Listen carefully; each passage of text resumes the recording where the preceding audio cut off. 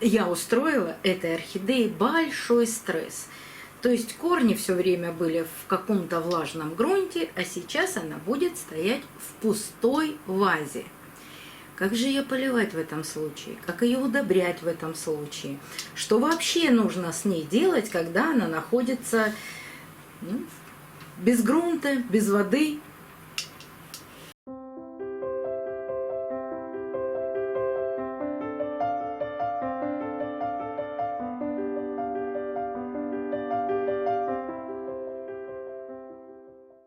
Хорошо. Молодец. Добрый день, друзья. Вы меня часто спрашиваете, можно ли фаленопсисы содержать без грунта. Могу ответить одной фразой. Конечно, можно. И в моей практике было такое. Года 3 я содержала свои фаленопсисы в открытой системе в обыкновенных пластиковых кашпо.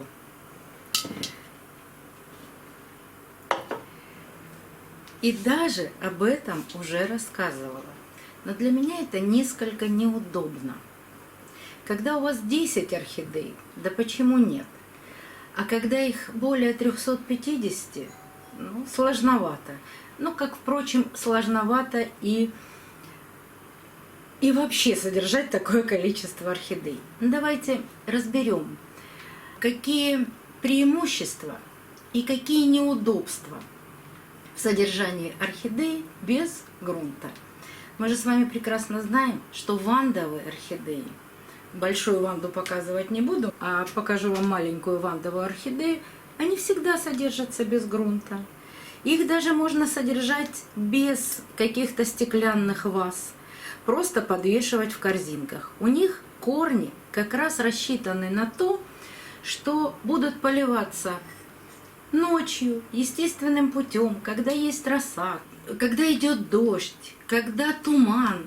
Но наши фаленопсисы в природе ведь растут точно так же. Единственная разница, они корнями удерживаются на деревьях. Недавно сделала скриншот фотографии, вот сейчас здесь появится фотография, как фаленопсисы растут в природе. Это тоже открытая система, это тоже содержание без грунта. Почему-то многие уверены, что кора – это идеальная посадка для фаленопсисов. Нет. В природе фаленопсисы растут без грунта. Они только прикрепляются к деревьям и больше ничего. И поливаются точно так же. Дождем, росой, туманом. И об этом я рассказывала. Но как же в наших квартирах это сделать? Кому-то это очень удобно, потому что есть идеальные условия, то есть повышенная влажность, средняя температура от 20 до 25 градусов. У кого такие условия, это будет просто идеально, и фаленопсисы будут чувствовать себя комфортно. Но такие условия не у всех. У кого-то пониженная влажность.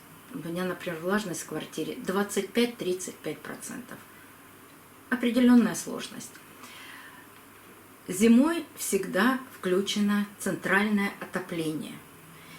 Естественно, сразу же опять пониженная влажность и жарко. К сожалению, у меня не регулируется отопление. Но даже при таких условиях вполне можно фаленопсис содержать в пустой вазе, как мы говорим.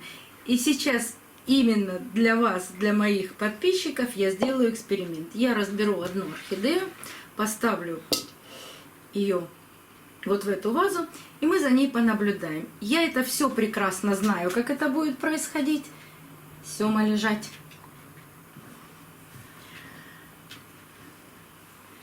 Но, по крайней мере, вы будете видеть, как в моих условиях, и условия я тоже буду рассказывать, потому что сейчас у нас хоть и сентябрь, но у нас еще очень жарко.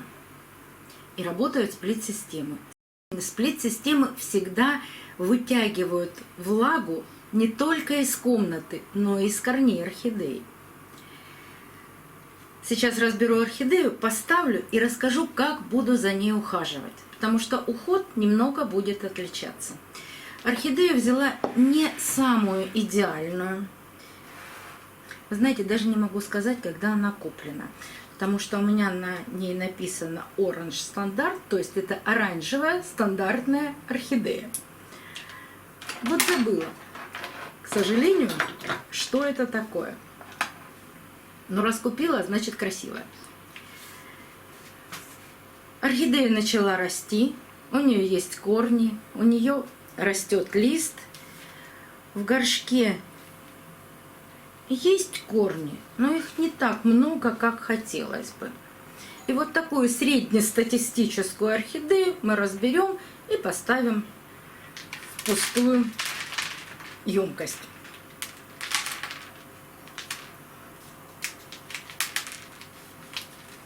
Помните, что новые корни очень часто прирастают к пластику. Если вы думаете, что когда мы поставим в пластиковый горшок такую орхидею, корни не будут прирастать к пластику, будут.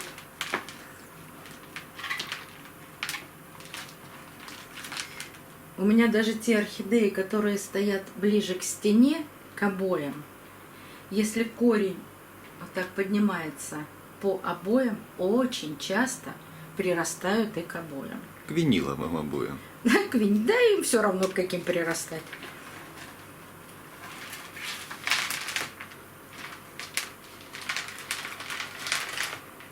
Иногда это бывает незаметно, и корень остается на обоях. Но ничего страшного, растут новые.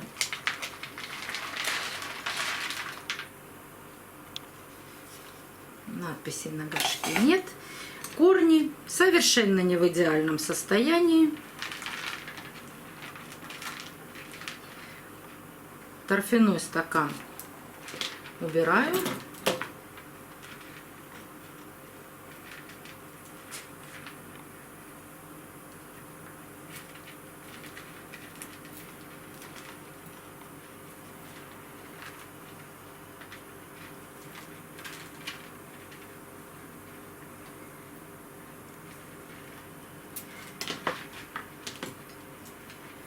Обрезаю гнилой корень.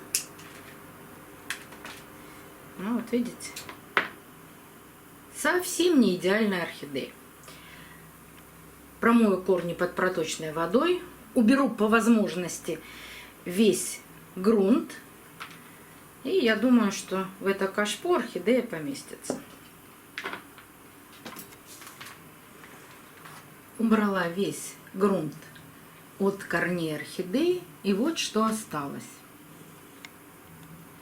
Растущие корни есть и внизу, и вверху, и от шеи, и от старых корней.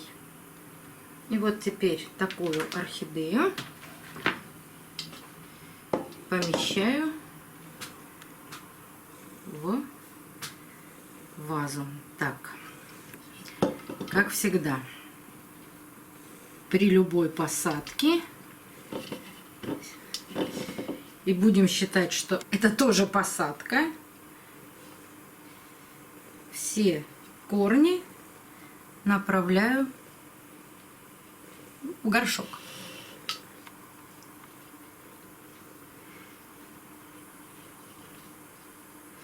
Что очень важно для орхидеи.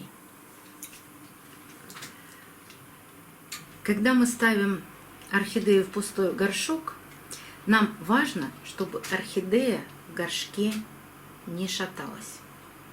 Ведь при посадке мы корни помещаем в горшок, и любая орхидея, она не болтается в горшке, она стоит ровно. Вот эти любые движения орхидеи не очень приятно, потому что это все для нее стрессовые ситуации. И вот сейчас я устроила этой орхидее большой стресс. То есть корни все время были в каком-то влажном грунте, а сейчас она будет стоять в пустой вазе. Как же ее поливать в этом случае? Как ее удобрять в этом случае? Что вообще нужно с ней делать, когда она находится без грунта, без воды? буду поступать так же, как с вандами. То есть раз в неделю я наливаю воды в емкость до зеленого основания орхидеи. То есть сухой стволик в воде, а зеленая часть всегда без воды. На это удобнее показывать, потому что ствол большой, он виден здесь, а там молодая орхидея, стволика у нее сухого нет. Так что наливать буду воду так, чтобы основание орхидеи в воду не попадало. Еще раз говорю, раз в неделю. Потом аккуратно выливать воду. Вот такие перевороты тоже не очень приятно, но по-другому, конечно, можно сделать как-нибудь. То есть опустить опять трубочку, вот как из большой ванны я выливаю воду. Но вы представляете, если у вас, я не знаю, 20-30 орхидей, как вот это все делать? Для меня это, конечно, не то что сложно, очень много возиться с этим надо. Очень много танцев с бубнами, как я всегда говорю. Да, и поить ее нужно будет час-два. Корни будут находиться в воде, после этого мы сливаем. Следующее, проходит неделя. Ее нужно удобрять. Точно так же наливаю раствор с удобрением и опять держу ее в растворе час-два для того, чтобы корни хорошо напитались влагой. Но давайте вспомним еще раз, что происходит в природе.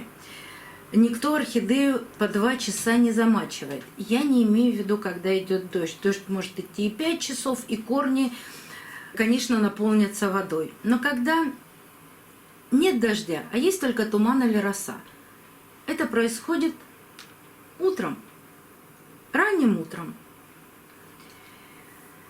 Если вы видите, что корни орхидеи буквально через 2 дня стали серебристыми, вы подходите к орхидее и утром опрыскиваете корни, не попадая в пазухи листьев. Бери и прыскай. Да мне сейчас это не нужно. Нет, ну просто пшикни, покажи, что.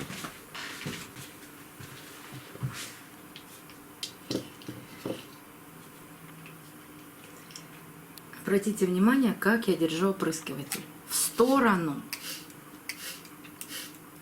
стенок горшка, для того, чтобы не попасть в пазухи листьев. Вода попадает в горшок. Пусть она там и остается. Если не будете удобрять орхидею, орхидея моментально начнет съедать свои листья. Потому что ей неоткуда будет взять питательных веществ. Но в керамзите, в коре все происходит точно так же. Только вам придется чаще ее, может быть, поливать. Потому что в коре можно поливать даже раз в месяц. Если кора влагоемкая, у меня получается поливать раз в 2 недели. А здесь придется поливать каждую неделю. Это первое неудобство. Но зато вы прекрасно будете наблюдать за корнями, как они будут расти. То есть и удобрять орхидею, и поливать каждую неделю. Можно, как и у ванд. Я, опрыскиваю корни ванды по утрам, но совсем немножко. Если я уезжаю, я ванде наливаю 2-3 сантиметра воды. Помню о том, что когда я ее купила, 2,5 месяца в магазине ее никто не поливал, просто боялись. И она выжила и прекрасно себя чувствует. Также и корни фаленопсисов. Если вы их не будете поливать месяц, просто они подсохнут, но выживут. Но месяц, конечно, это слишком много. А оставлять специально воду в горшке я не буду. И понаблюдаем за орхидеей, что будет делать орхидея. То есть она будет растить корни, она будет съедать свои листья. Для этой орхидеи специально сделаем плейлист, чтобы все видео, в которых я буду о ней рассказывать, были в плейлисте, чтобы можно было проследить историю этой орхидеи. Ну а если мне через полгода, через год что-то не понравится, я ее, конечно, посажу. Надеюсь, что орхидея выживет. Сейчас она прекрасно выглядит. Даже относительно того, что у нее немного растущих корней. Тургор листьев очень хороший, плотные, жесткие листья. Этот лист уже кажется взрослым, он вырос после покупки, растет второй листик. Вот и понаблюдаем. Конечно, я выбрала не самое лучшее время для разбора этой орхидеи и помещения ее в пустую емкость. Самое бы лучшее время была весна, потому что как раз в это время орхидеи начинают активно расти. Еще какой нюанс. Идеально было бы вот такой цилиндр, ровный. Но вот с таким раструбом тоже подойдет. Хуже всего использовать баллон или банку. Горлышко узкое, достать потом орхидею, когда будет большое количество корней, будет очень сложно. Придется разбивать или же ломать корни. А разбив баллон или банку, почему я называю так, на юге это называется баллон, а на севере нашей страны называют банка. Неважно, 3 литра, давай. Да, неважно, 3 это литра или 2 это литра. Но если разбивать баллон, можно поранить корни стеклом битым. Так что желательно помещать такие орхидеи в сосуды с широким горлом. Ну, в общем, эксперимент в самом начале. Ну и, конечно, посмотрим, что из этого получится. Есть свои преимущества, есть свои недостатки. От орхидеи нельзя надолго уехать, но можно придумать и налить ей водички немного, когда уезжаете. Корни верхние будут подсыхать, нижние могут стать водянистыми и пропасть. Ну, все как обычно. В любой посадке может случиться то же самое. Но, может быть, кому-то будет удобнее содержать орхидею так, потому что не у всех получается содержать орхидеи даже в грунте. Здесь будет более понятно, когда поливать орхидею. Попробуем, поэкспериментируем. До новых встреч, друзья. Увидимся на канале.